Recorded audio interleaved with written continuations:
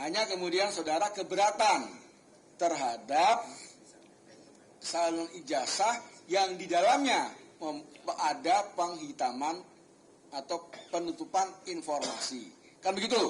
Saya tanya kepada saudara termohon, ini kan pada tanggal 16 September 2025 itu sudah dibatalkan SK 731 ya.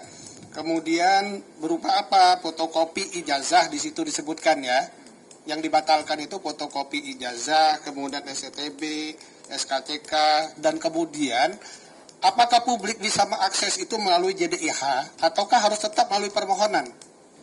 Setelah dibatalkan itu oleh termohon itu dijadikan sebagai informasi jenis apa? Apakah jenis informasi berkala yang harus diumumkan kepada publik? Kan itu ada tuh pernyataan di media-media. Tapi silakan diklarifikasi ya. Apakah itu termasuk informasi yang tersedia setiap saat? Silakan. Baik majelis, hal tersebut menjadi dokumen yang terbuka. Ya, oleh karena itu tersedia setiap saat. Tersedia setiap saat sesuai dengan apa tersedia setiap saat. Tersedia setiap saat berarti atas dasar permintaan. Ya. Baru publik bisa mendapatkan akses informasi itu. Begitu ya? Betul. Maksud penjelasan saudara. Jadi bukan ditampilkan di website ya, begitu ya? Betul. Sehingga semua publik bisa mendapatkan informasi itu. Tadi kemudian saudara mengecualikan informasi. Seharusnya ya kan dalam undang-undang KIP, dan saya kira juga Badan Publik KPU juga sudah memahami bahwa dasar pengecualian informasi itu adalah harus dilakukan uji konsekuensi. Itu undang-undang loh yang bicara. Ya, harus dilakukan uji konsekuensi. Kita nggak bisa mengatakan bahwa ini dikecualikan, tapi kita sendiri belum melakukan uji konsekuensi. Karena di situ ada pertimbangan-pertimbangan hukumnya. Ya, ada mitigasi risiko dan sebagainya yang harus dilakukan. Ya, tapi oke lah. Sekarang masih ada kesempatan, mungkin Ketua Majelis nanti akan memberitakan pada saudara untuk melakukan uji konsekuensi terhadap informasi yang tadi saudara kecualikan ya. Baik, saya kira itu saja dari saya kembalikan ke Ketua.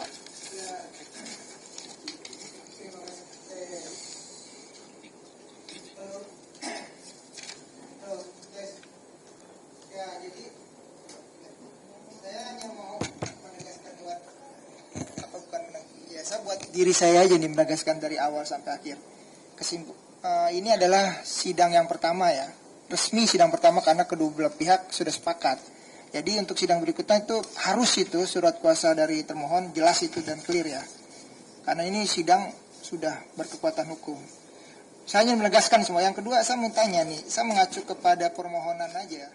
Termohon nih, itu kan permohonannya ada 3 secara tertulis dengan tambahan kalimat di bawah. Itu ya pemohon ya. Saya hanya biar nggak confuse aja saya. Nomor 1 tuh apa? Terbuka atau dikecualikan gitu aja? Dibuka, dicualikan, dibuka, dicualikan gitu aja saya mau tanya. Nomor 1 gimana tuh? Salinan dokumen ijazah. Terbuka.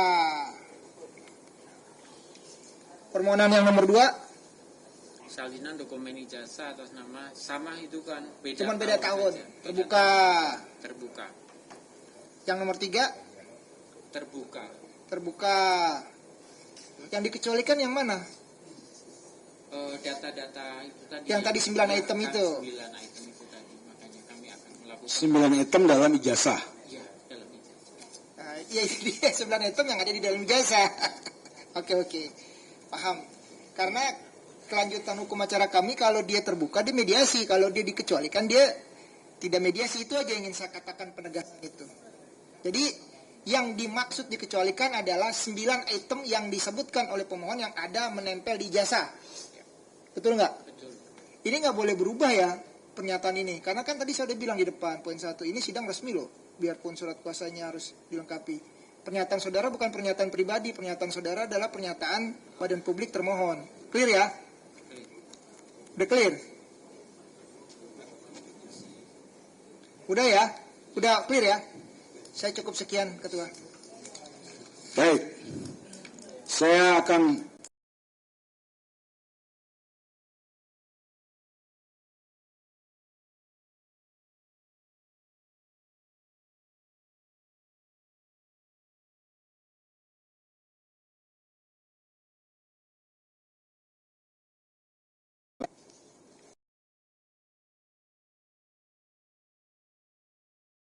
termasuk daftar dokumen yang diverifikasi. Ini belum saudara terima. Dan berikutnya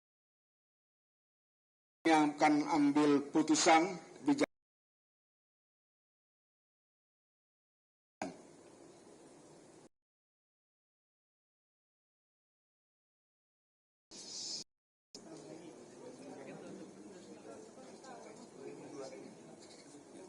Ya, kalau enggak, begini.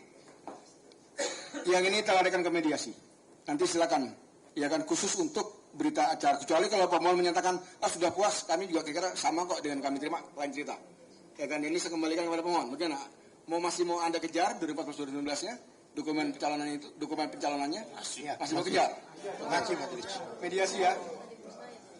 Silakan nanti, ini yang ini diputuskan mediasi. Karena seharusnya nih KPU ini sudah siap nih, karena suratnya kalau Anda jawabnya baru 2 minggu yang lalu, kami masih bisa menerima lah. Common sense-nya 3 bulan loh, ini Anda mencari berkas tahun 2014 kan baru 5 tahun ya, atau 5 atau berapa, ya 5 tahun kan, berkas tersebut seharusnya masih ada. Ini 3 bulan ini kemana aja gitu kan, kira-kira gitulah, gitu ya, 10 tahun. Iya, berkas 10 tahun, Anda mencarinya kan 3 bulan. Ya ketemu, ini kesilap di mana barangnya gitu loh.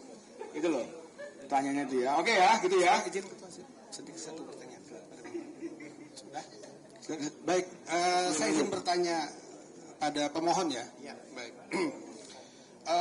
Pemohon, tujuan saudara mengajukan permohonan informasi ke Badan Publik KPU dan berlanjut kepada sidang sengketa di Komisi Informasi. Apakah tujuan permohonan itu untuk kepentingan publik pribadi pemohon atau untuk kepentingan publik secara umum? Itu yang pertama.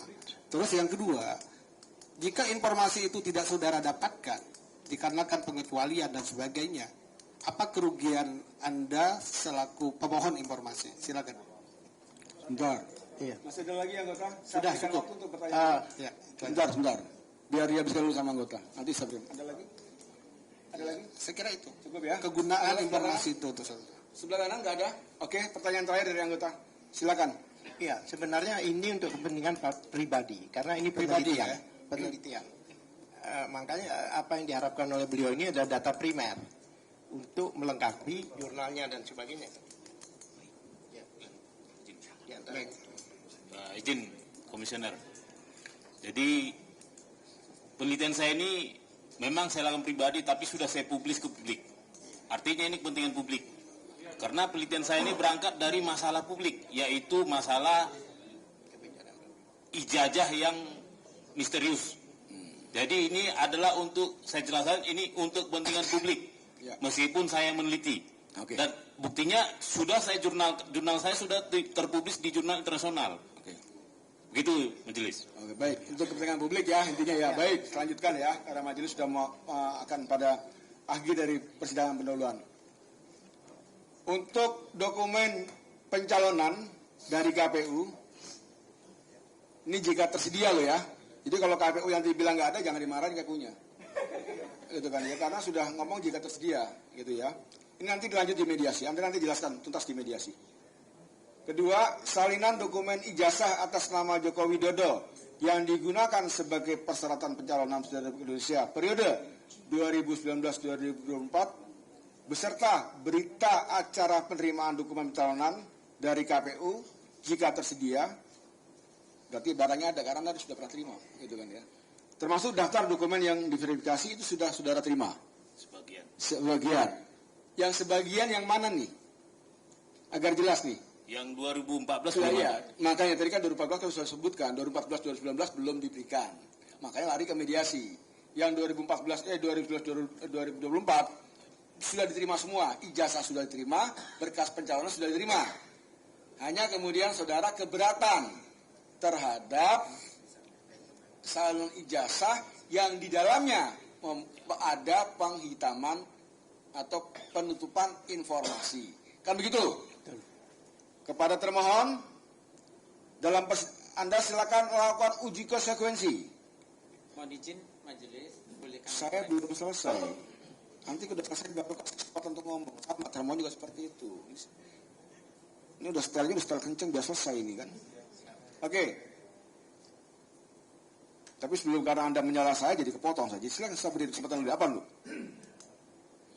Mohon maaf, Majelis. Mohon izin kalau diperkenankan karena tadi ada berita acara verifikasi yang melalui mediasi untuk kami memenuhi. Apakah kami juga diperkenankan ketika nanti salinan ijazah Pak Joko Widodo itu juga kami melalui mediasi itu tadi? Tidak melalui uji konsekuensi. Sebentar. Ini bingung lagi nih saya ini jadinya. Tadi dibilang katanya ijazahnya sudah diberikan salinannya. Pemohon sudah menyatakan iya betul diterima. Termohon menyatakan juga sudah diterima. Kalau kok mau mediasi ijazah lagi? Yang dihitamkan itu yang tadi. Oh, yang dihitamkan. Berarti Anda bingung antara dikecualikan dan tidak dikecualikan. Pipo toh, Mas?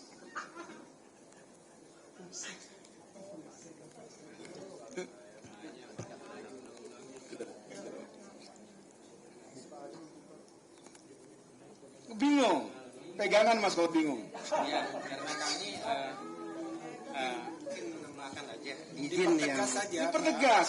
Itu informasi dikecualikan atau tidak yang ada gitu loh. di dalam dokumen itu. Kalau dikecualikan, saudara belum melakukan uji konsekuensi, kan itu perintah Izin majelis. yang Kalau mulia majelis terkait yang tadi dihitamkan itu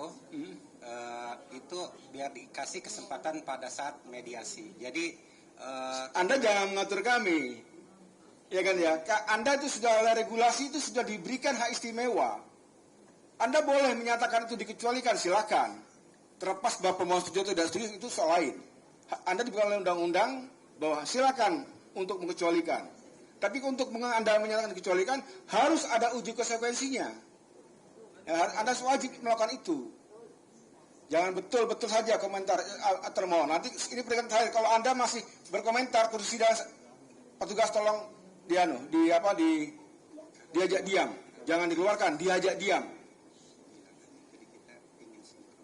Gitu ya. Nah, sekarang ketika mau majelis mau ketok palu untuk diuji konsekuensi, Anda mau minta mediasi juga yang penghitaman.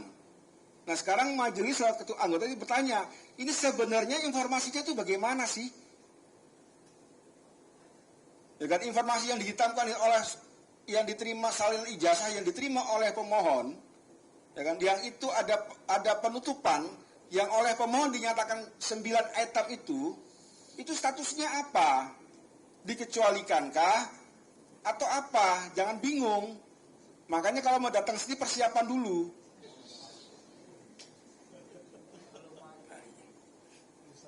Nah, Anda menyatakan dikecualikan, diikuti sesuai dengan regulasi, disuruh uji konsekuensi, Anda bingung minta dimediasi.